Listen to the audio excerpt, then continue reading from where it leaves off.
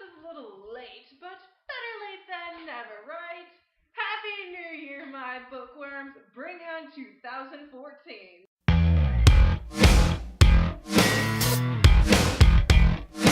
Yes, I'm late in wishing people a Happy New Year, but I've only now just got back into town and I didn't have the means to record this video down in Southampton because, well, I didn't have my books. Today's post is about the top books I read in 2013, and while yes, I would like to include some of the ones I read in America, unfortunately, I'm unable to do so, so this is kind of just the top books I've read since July. Also the worst. I was trying to do a 5 and 5, but I couldn't find 5 books I really just hated, and I couldn't find books that I just really loved. I mean, I could find 5 books I liked, but loved? No, I'm one short. To begin things off on a positive note, we are going to do the top books I loved in 2013. Although this book I had not read here in the UK, and it was way before July, it was about March, I believe it was, it's still in my top list because this is a trilogy that I just love with a fiery passion, and the best book goes to Clockwork Princess by Cassandra Clare. So I am not a fan of the ending of this book. It went on way too far. It was the perfect completion to the Infernal Devices, and big thumbs up to you, Cassandra Clare, because you rocked it. I love this book, and I love the covers. The next book had a rocky start for me. I wasn't too sure about it. In fact, I was positive I was going to hate this book because of the grammar in the beginning, but the author turned it around and you can see how the character changed, and it just was beautifully written, profoundly written at that, and that is If You Find Me by Emily Murdoch. I have recommended this book to tons of people now, and I feel that everyone should just go read it because it's kind of that coming of age story, and it's really short, it's a quick read, and you find out the disturbing nature of humanity. Check it out for yourself. I still highly recommend it. It was amazing.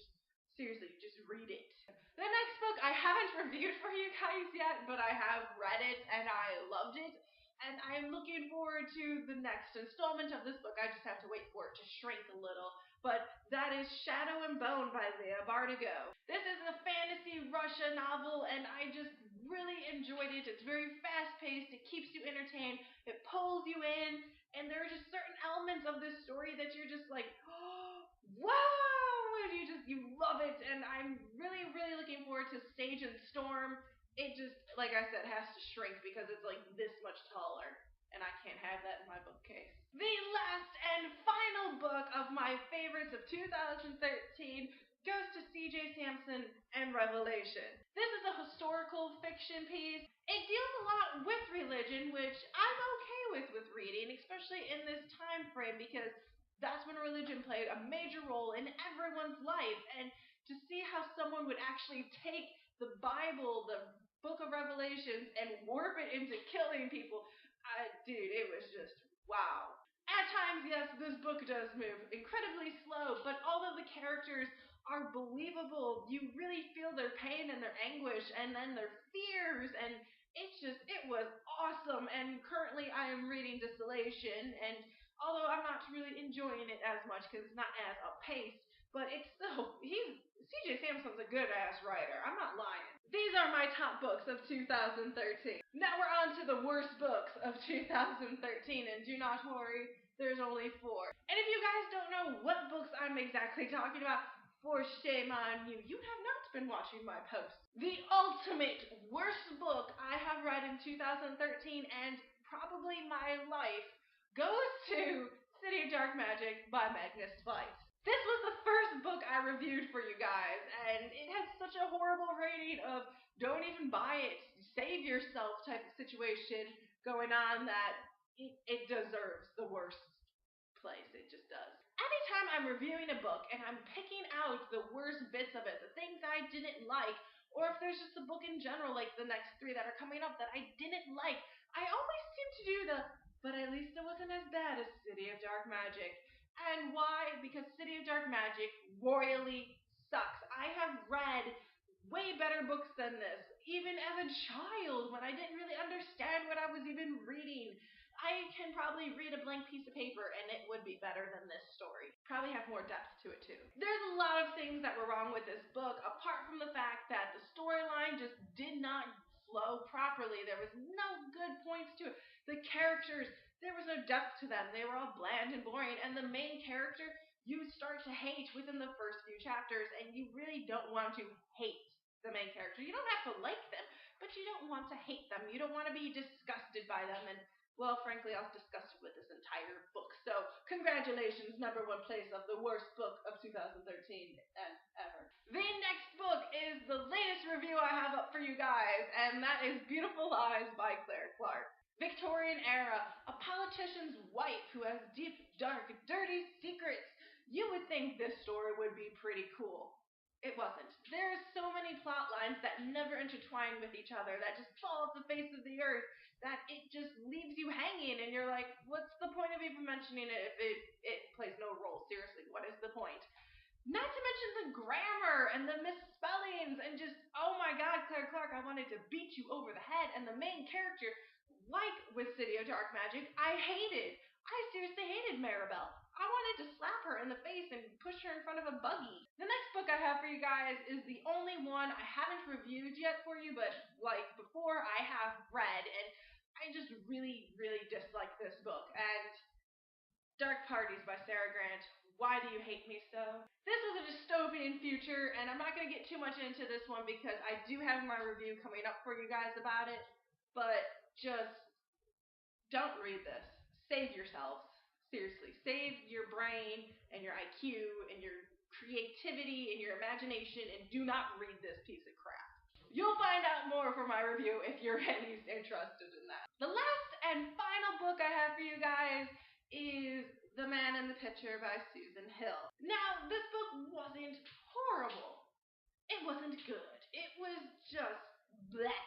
Like word vomit came out of Susan Hill and just spewed all over this book. The only plus side to this book is that it's small. It's a short story pretty much. It's a quick little read, but at the end you are left so infuriated with how it ends and these questions of why does that even pertain to anything? How can that even happen that you throw the book. Seriously, I threw it. So these are the top worst books that I read in 2013, well, since July. I do not recommend a single one of these to anyone, although if I had to, I would recommend The Man in the Picture. It's a quick little read, and if you rent it from the library, you can return it the same day because I read it within a day. Apart from that, seriously, don't bother with any of these other books, especially this one. Altogether, 2013 has been a great reading year for me. I have had a lot of books I just really enjoyed, and I now have a lot of books I can hopefully enjoy and not do bad reviews on. I do have a lot of other reviews to get out for you guys because clearly I'm behind. Clearly, I am very behind on my posts here with my reviews and all of that because, as you guys already know, I've read Shadow and Bone and Dark Parties, and I need to get my reviews out on those, but I'm trying to keep them and space them apart so that it's not an overflow of reviews because I'm reading Desolation at the moment, and there's about like 7 other reviews I have to post out for you guys. Yeah. Oh, If You Find Me. I don't think I did my review on If You Find Me yet either. For the books I have read and have reviewed for you guys, I will post their links below for you guys. There are also other awesome links. Facebook, Twitter, Figment, Book Depository. Awesome links are below. For anyone who does the writing, keep tuned because I'm going to do a writing post about Figment again because I already did a little bit about that.